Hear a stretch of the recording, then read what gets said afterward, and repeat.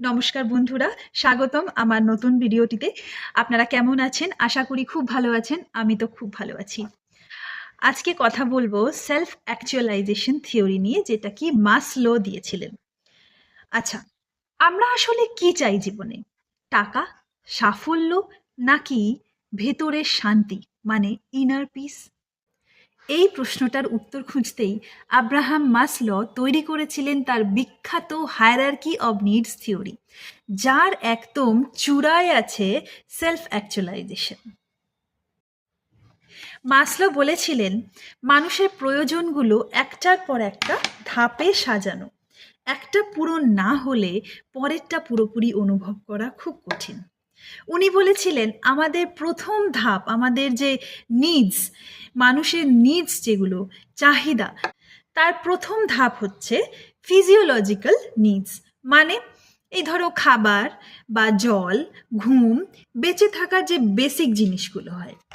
তারপরে তার দ্বিতীয় ধাপে যেটা আসছে সেটা হচ্ছে সেফটি নিডস, মানে নিরাপত্তা, স্থিতিশীলতা, যেমন ধরো একটা ঘর বা একটা স্থায়ী চাকরি।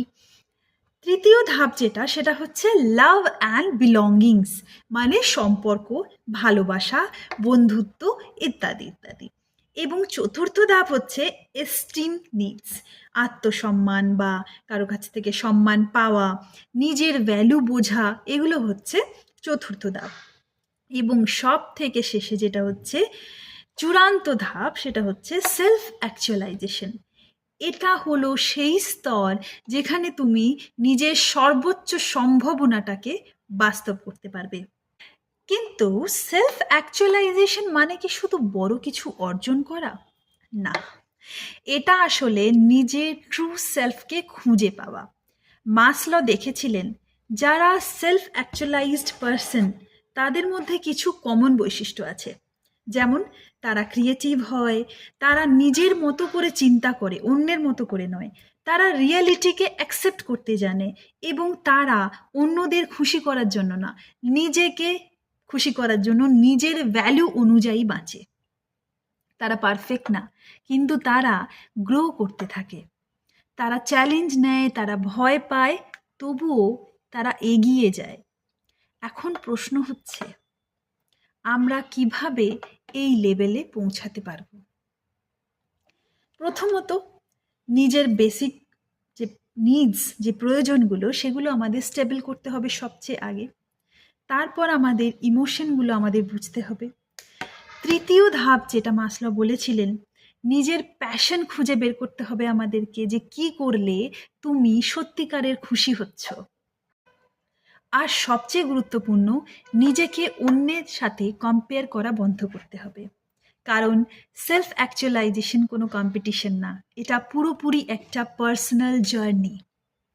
শেষে একটা কথাই আমি বলবো, তুমি হয়তো এখনো সেই চূড়ান্ত সীমায় পৌঁছাওনি, কিন্তু প্রতিদিন যদি তুমি নিজেকে একটু একটু করে ভালো করো বা নিজেরই বেটার ভার্জন তৈরি করতে পারো, তাহলে তুমি ঠিক পথেই আছো।